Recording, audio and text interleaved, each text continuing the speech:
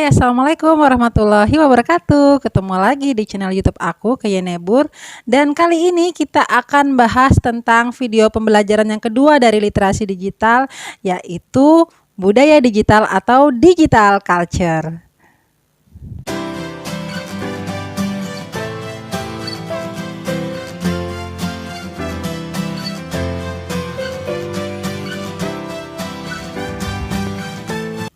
Budaya digital apa sih kira-kira yang dimaksud dengan digital culture atau budaya digital? Jadi budaya digital adalah pengetahuan dasar tentang Pancasila, terutama untuk nilai-nilai Pancasila, kemudian Bhinneka Tunggal Ika yang akan kita jadikan pedoman, landasan pada saat kita berperilaku dan berinteraksi di ruang virtual. Nah, tentunya pilar 1, 2, 3, dan 4 itu punya keterkaitan satu sama lain. Misalnya di video pembelajaran pertama kita udah berbicara tentang cakap digital, nanti akan punya keterkaitan dengan budaya digital, punya keterkaitan juga dengan pilar-pilar selanjutnya, yaitu etika digital dan digital safety atau keamanan digital.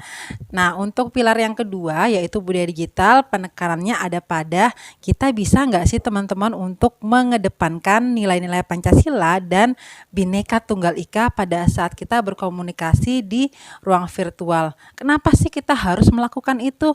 Ternyata ada banyak sekali alasan yang menyebabkan kita harus mengedepankan nilai-nilai Pancasila pada saat berinteraksi di ruang virtual. Yang pertama adalah di ruang virtual itu ada banyak keberagaman budaya, ya, budaya A, B, dan C, dan tentunya setiap karakteristik budaya itu punya ciri khasnya masing-masing. Sehingga jangan sampai pada saat kita berkomunikasi di ruang virtual kita menjadi pemantik dari perkelahian, kemudian perpecahan. Yang perlu kita lakukan dalam berkomentar, ya, misalnya yang paling sering kita temuin ya case-nya berkomentar di sosial media, kita harus mengedepankan nilai-nilai toleransi, ya, nilai-nilai kebersamaan, berbeda pendapat tapi kita tetap menjunjung rasa menghormati, menghargai bahwa perbedaan itu adalah perspektif yang bisa melihat dunia jauh lebih kaya dan beragam. Jadi bukan melihat pada nilai-nilai perpecahan dan perbedaan yang bisa mengundang semacam perkelahian, ujaran kebencian, dan masih banyak lagi. Di SD kita belajar dengan yang namanya sila pertama sampai sila kelima, dan pastinya saya yakin 100% teman-teman hafal sila pertama sampai sila kelima.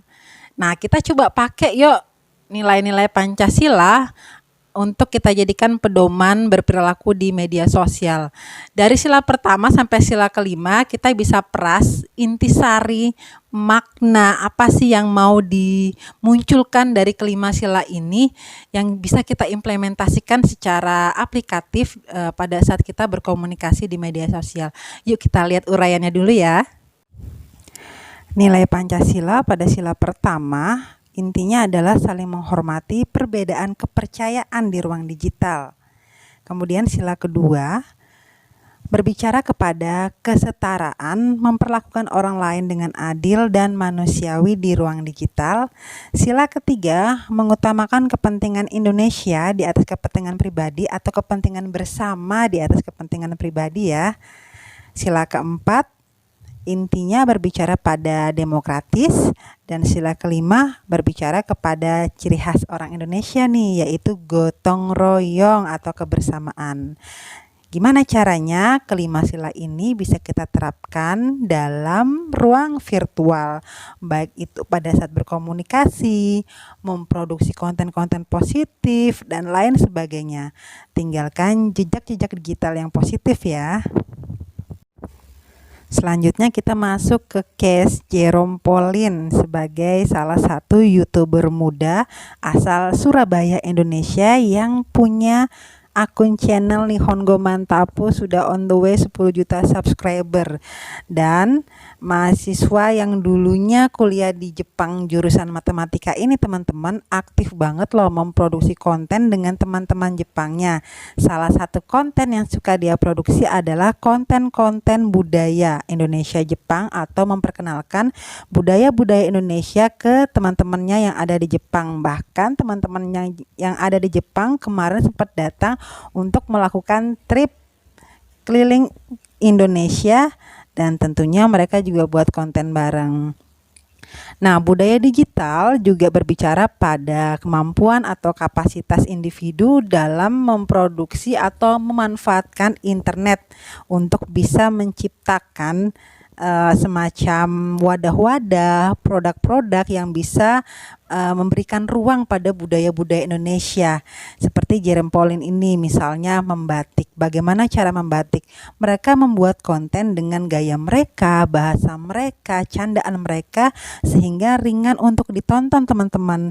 Nah, inilah yang kita sebut dengan budaya digital. Jadi selain mengedepankan nilai-nilai Pancasila, kemudian keberagaman, kita bisa mengimplementasikan itu dalam produk digital kita. Kemudian yang tak kalah keren lagi nih, ternyata digitalisasi untuk mengglobalkan kegiatan-kegiatan budaya Indonesia itu sudah sedemikian mudah teman-teman. Salah satunya adalah gelar Sandra Tari Ramayana Virtual KJRI Mumbai Sukses Promosi Budaya Indonesia di tengah pandemi. Bayangkan yang nonton offline itu memang ada ya 1.165 orang, dan yang nonton secara virtual via YouTube dan Zoom itu ada sekitar 4.600 orang. Jadi zaman teknologi itu sangat-sangat mudah kita membantu pemerintah atau berkontribusi setidaknya dengan cara kita. Gimana caranya budaya-budaya Indonesia ini juga nggak kalah pamor atau punya panggung dan ruang tersendiri di mata dunia dengan pemanfaatan teknologi. Nah, teman-teman bisa tiru nih apa yang dilakukan oleh Jerome Pauline dan melalui gelar Sandra Tari yang dilakukan secara virtual ini. Tentunya diharapkan teman-teman lebih banyak memproduksi budaya-budaya digital yang baik dan tentunya bisa memberikan manfaat dan impact yang baik untuk teman-teman sendiri dan juga untuk Indonesia. Pasti juga harus menerapkan nilai-nilai Pancasila ya, seperti yang tadi sudah kita urai bahwa nilai-nilai Pancasila itu nggak boleh lepas dari setiap konten, setiap cara komunikasi kita di ruang virtual, karena itu adalah pedoman dan pegangan bahwa kita sebagai bangsa Indonesia punya jati diri yang juga harus kita pegang teguh dalam ruang virtual, yaitu melalui nilai-nilai Pancasila dan Bhinneka Tunggal Ika. So, yang terakhir nih, apa sih yang bisa kita lakukan dimulai dari hal-hal yang kecil? Yang pertama, dalam berkomunikasi di media sosial atau di ruang virtual, kita harus memaknainya dengan bijak. Kita harus sadar dan punya awareness dulu bahwa ruang virtual itu punya keberagaman dan kekayaan. Artinya ada banyak orang dengan latar belakang yang berbeda, dan di situ kita bisa lihat bahwa keberagaman itu adalah sesuatu yang unik dan bukan untuk menjadi pemantik perkelahian ya. Yang kedua, teman-teman bisa ciptakan konten-konten edukasi melalui keberagaman tersebut. Kan keren tuh, suku A, B, C, bahasa A, B, dan C. Kalau kita bikin konten dan kita kenalkan, angkat di media sosial, pasti jadinya keren banget. Teman-teman boleh manfaatkan YouTube, TikTok, Reels, tulisan online, atau apapun yang kalian minati. Yang ketiga, membangun interaksi yang positif dengan para user atau saling berbagi informasi. Artinya komunikasi yang terjalin bukan komunikasi yang saling menjatuhkan, yang syarat dengan sara, tapi komunikasi yang mengedepankan nilai-nilai Pancasila, saling menghargai, menghormati, bahwa kita sama, yaitu jati diri kita adalah bangsa Indonesia. Selanjutnya, mendistribusikan konten budaya ke lingkungan eksternal melalui beragam platform. Kurang lebih sama ya seperti yang kedua tadi. Kemudian yang terakhir, teman-teman bisa collab nih dengan konten-konten kreator di daerah kalian masing-masing untuk memperkenalkan budaya Indonesia. Harapannya dengan melakukan kolaborasi, teman-teman bisa dapat mindset atau insight yang jauh lebih kaya perspektifnya, sehingga impact-nya bisa saja akan berlipat-lipat ganda. Misalnya impact-nya kalian bisa memperkenalkan budaya Indonesia agar lebih dikenal di mata dunia. Itu keren banget sih.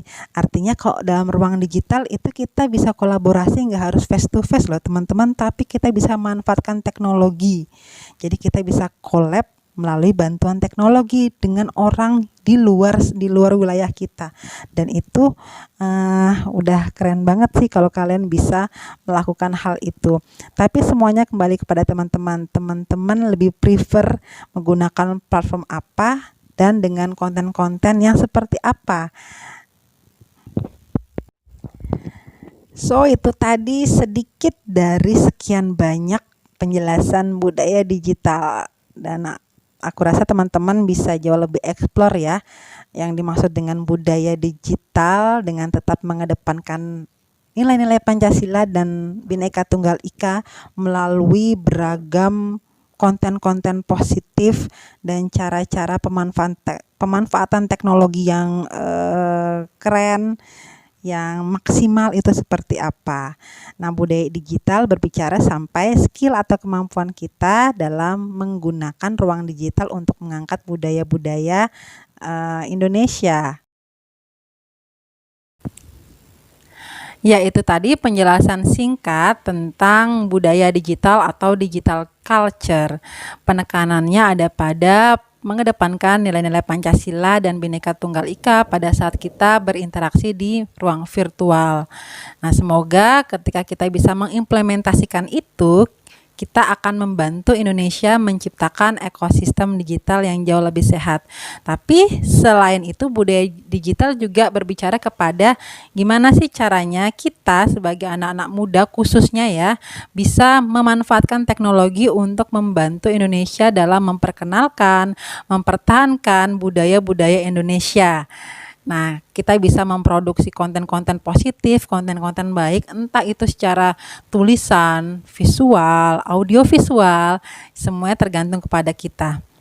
Nah, kita juga dituntut untuk berkolaborasi dengan banyak orang atau dengan konten-konten kreator lainnya, dengan siapapun yang kita rasa bisa memberikan impact yang baik ya terhadap apa yang kita produksi ya terkait dengan konten. Itu juga kita boleh sampai ke ranah kolaborasi seperti itu. Pada intinya budaya digital itu juga memberikan penekanan, selain kita bisa memproduksi konten, berkolaborasi, tetap konten itu harus diselipi nilai-nilai Pancasila dan rasa Bhinneka Tunggal Ika untuk menciptakan ekosistem digital yang sehat. Dan kita sebagai generasi muda juga harus meninggalkan jejak-jejak atau prestasi-prestasi digital ya, karena jejak digital itu sulit untuk dihilangkan. Maka ciptakan jejak digital kita sebagai generasi yang positif tentunya. Baik, saya rasa cukup ya untuk penjelasan budaya digital. Kita akan diskusi lagi dan kita akan ketemu lagi di video seri ketiga pembelajaran literasi digital. Sampai jumpa, salam literasi.